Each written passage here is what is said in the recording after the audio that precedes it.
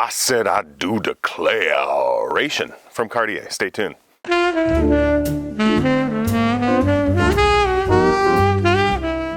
All right, before I begin actually diving into the fragrances today, I am filming from a natural area in Washington called Mima Mountains. It's very small and kind of unknown, but a very weird geographical thing. If that's your thing, I suggest looking it up because it's pretty wild. I've never seen anything quite like it in nature before, and it's pretty neat. So, probably at this point, like a year and a half ago, I was kind of just picking up random fragrances, blind buying a lot, and I purchased Declaration from Cartier because I'd heard good things, and I found it to be just such a fascinating fragrance that I have kind of gone down a rabbit hole.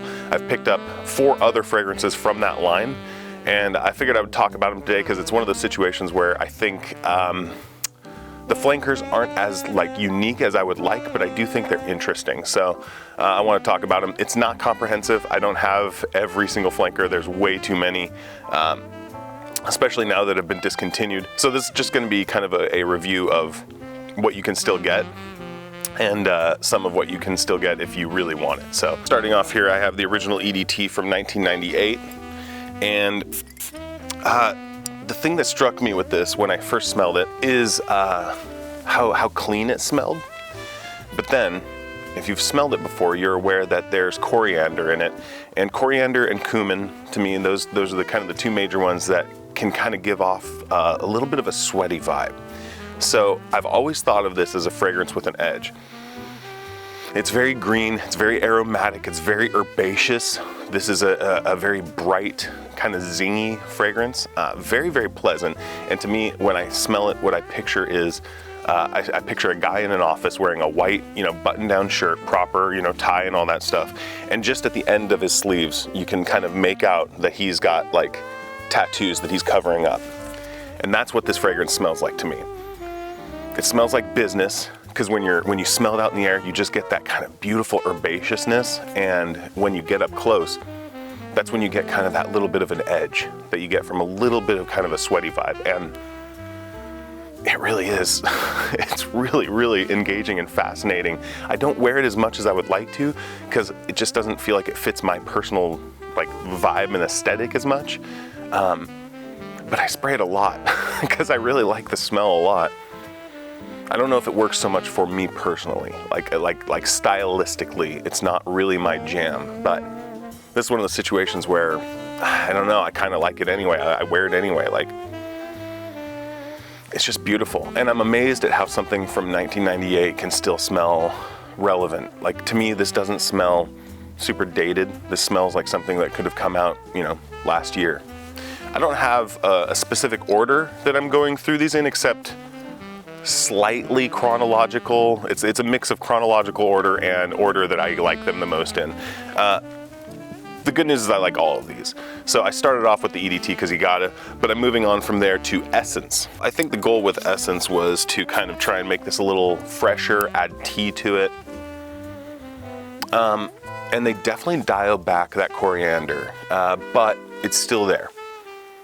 So this is one of the things that I think I've kind of learned about Cartier is they have a signature DNA. It seems to be in a lot of their men's fragrances, pretty much for the most part, it's been in most of them that I've smelled. There's 1 or 2 that it hasn't, but it has been uniform, even if it's very dialed down.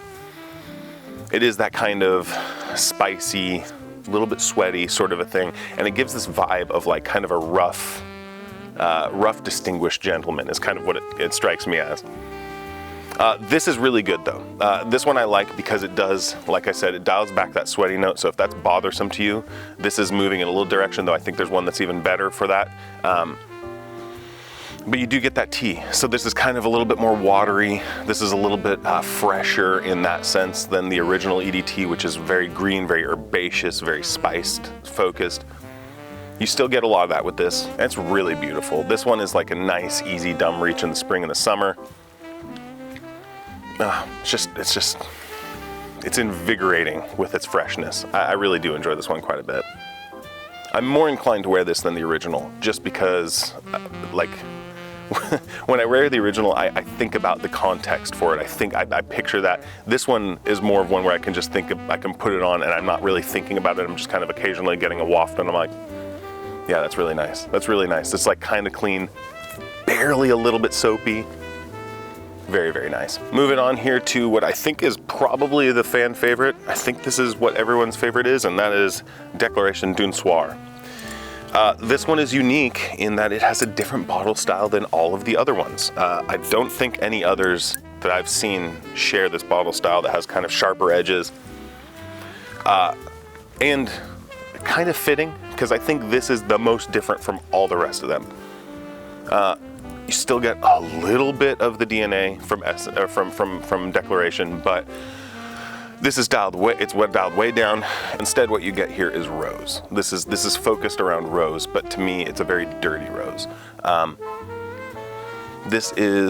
It's almost got, if you're familiar with the term petrichor is the smell of basically cooked like concrete. It's the smell that you get, or dirt.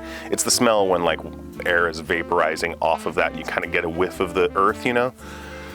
A good way, this sounds weird, but go find like some gravel in water, pick that up and smell that. That's basically a good way to get petrichor, because every time I smell it, it reminds me of growing up at home. We were on the water, so we were on a lake, and I just remembered this kind of smells a little nostalgic because it reminds me of growing up playing on the beach. So beautiful, beautiful scent here. This one I think is a little bit more of an event fragrance. It's muted. This is more of a supporting character. This is not a fragrance that is screaming at you. It's not one that's going to fill a room, but it's just kind of softly masculine. Is kind of a way that I would describe it. It's not piercing, you know, but it still has a presence that still feels masculine. It's just a very interesting fragrance. I'm nervous to wear it very often. I've worn it maybe 5 or 6 times, and I love it. But like, it's one of those things where it feels like everyone just hypes this thing up so much that I'm like afraid to waste the juice. But what's the point if you got it, right? So I have been wearing this, and I think it's interesting. It caught me a little by surprise, if I'm honest with you. I was expecting more rose when I first got this. The rose is very subtle. I haven't really smelled any other rose that's kind of like this.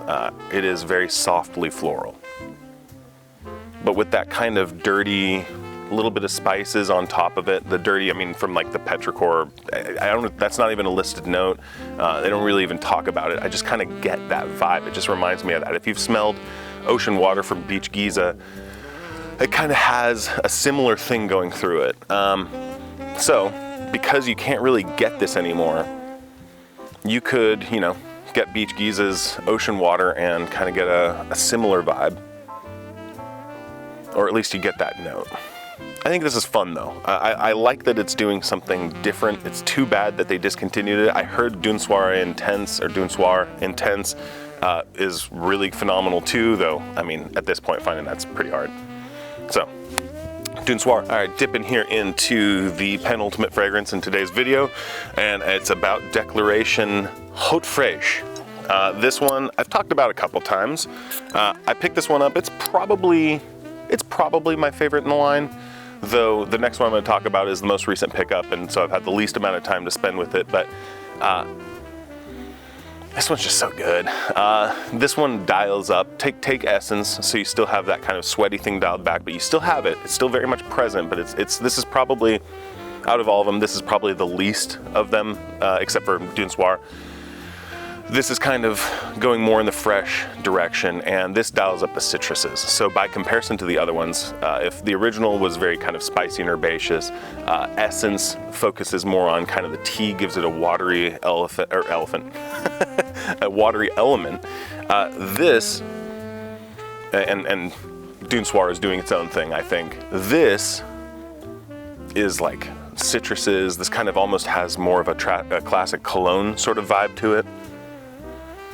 I really like this one a lot, especially in the spring and the summer. This is one that's really, really refreshing. The citruses do a lot of carrying in this, and they really work on top of that existing sort of declaration, essence, DNA. It's very bright, it's very fruity, so you're getting all the herbal stuff, but then on top of it you got juice. This is actually kind of reminds me of some of the Colonia fragrances from Acqua di Parma, maybe like Club, one of the more modern ones, because this smells like a modern fragrance. This smells contemporary, but it does seem to harken back to some classic sort of colognes, which I really enjoy. Like, I like when modern fragrances, oh man, I'm gonna wear this today. I'm sorry, it just smells too good. I'm just putting it on because, man, it just smells. And actually, one thing I will say about this one is it's extremely unisex. I don't know if you can be extremely unisex, but it is wholly unisex, I think. My friend's wife is a big fan. I actually gave her a bottle of it because it's one of those fragrances where, yeah, I mean, it probably traditionally would be considered for men, but I don't think there's any reason that a woman couldn't wear this. It's absolutely gorgeous. I think it is my favorite in the line, not just because of recency bias with the next one, but this one is, or because I don't have recency bias with the next one comparatively a little bit, but this is just such an easy grab, and it kind of softens some of the harsher edges that you get from the original. Again, I really enjoy that kind of weird, fun, funky, edgy, sweaty note, but it is kind of the thing that gives me pause, I think, when I'm like, okay, is this what I want to be putting out? I worry about when I wear it, if I heat up, if that comes off too strongly. This is much safer. Very, very beautiful. This is also one of the ones that they're still actively making, so you can go into a Nordstrom and smell this very easily. Even though it's not their newest flanker, it's still the one that seems to be most readily available with the original EDT. So check out Haute Fraîcheur. It's beautiful, beautiful stuff. All right, so I know we've had a lot of fun here, but this one is pretty interesting. This is the most recent pickup, and it's the Parfum. This came out the same year actually as Pasha de Cartier Parfum, and I've been wanting to pick this one up for like a year, and I just never pulled the trigger on it. And part of the reason why is because I was like, it looks the same color as Pasha. Do they smell the same? And I'm like, no, I'm sure they don't. But I didn't want to get something redundant, and I couldn't get a sample, so I waited until it was on sale, and I picked it up then. And it's so interesting, and not at all like Pasha de Cartier, if that's something that you were concerned about. This is such a fun version of this. I would say if you want a good representation of the line, and I think the best of it, you would get this, the original, and Haute Fraîcheur. So that would give you a good range, like that kind of explores the DNA, I think, in a few ways. So let me talk about this one. This one, as the color might suggest, is it's leather, it's a little bit of incense, so take all of the freshness away. This is not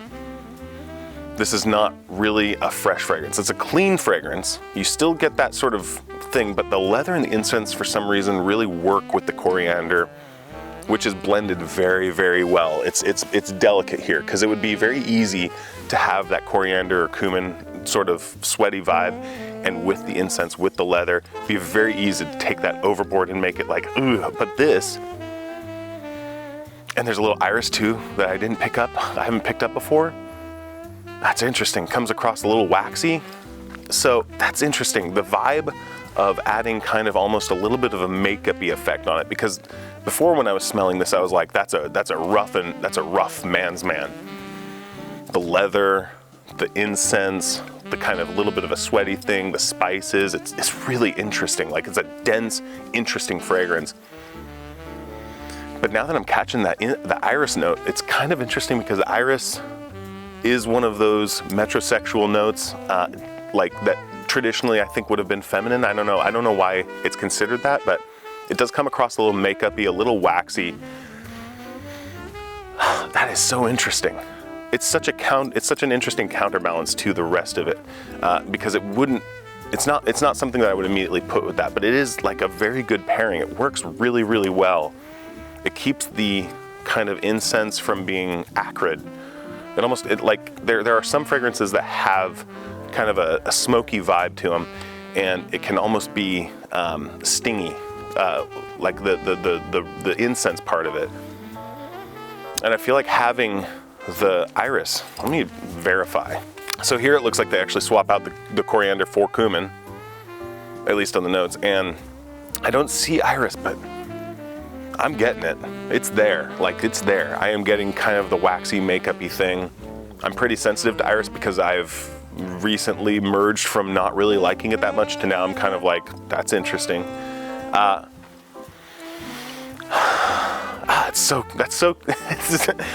say this, I have really enjoyed wearing this so far. It's a very bold, rich, interesting take on the DNA. It kind of departs from a lot of what the rest of the line was doing. I think the rest of the line all seems to be going, well, this is like a fresh fragrance. We should steer it in that direction. We can lean into different aspects of it. The original leaned into kind of the spices and the herbaceousness. The essence leaned into kind of emphasizing watery effects and adding tea.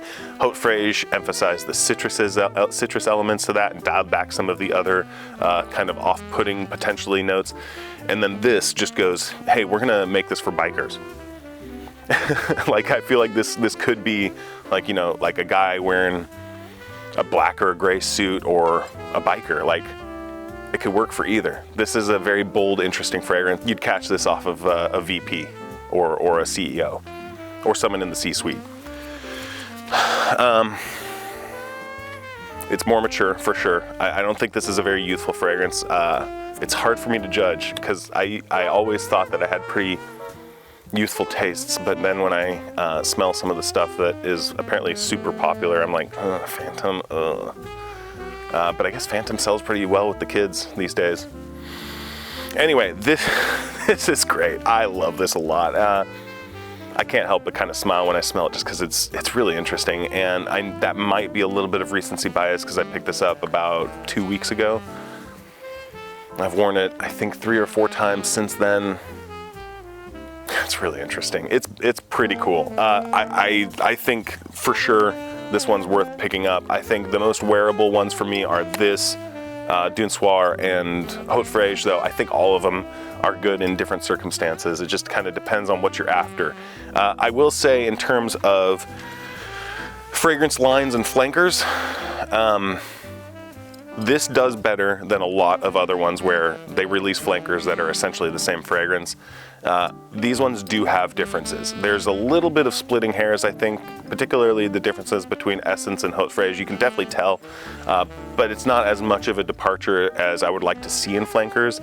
I kind of wish flankers were more like finding the DNA of the original and then finding different ways to explore that DNA. You know what I mean? So many times flankers are just completely different fragrances or the same fragrance.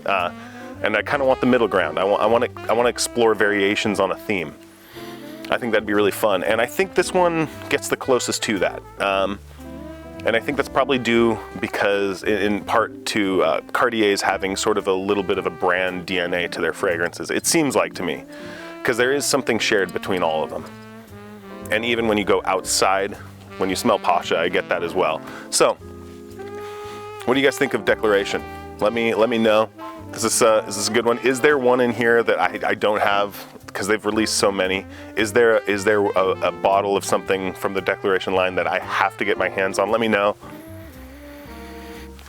It's so cool. I really like the Parfum.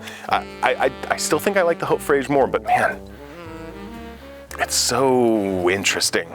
It's so engaging. So absolutely worth checking out. It's weird that they don't put this in stores really. I've never seen it in a store, but beautiful stuff. Thank you for joining me. And by the way, I have all of the stuff I need for the 1,000 subscriber giveaway. I've got all the fragrances, all that stuff. I just haven't figured out how to do the actual giveaway.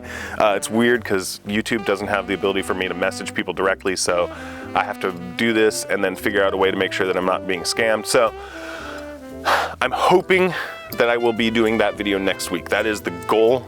I also have a video coming up about the Armof's clone of Creed Aventus Absolute.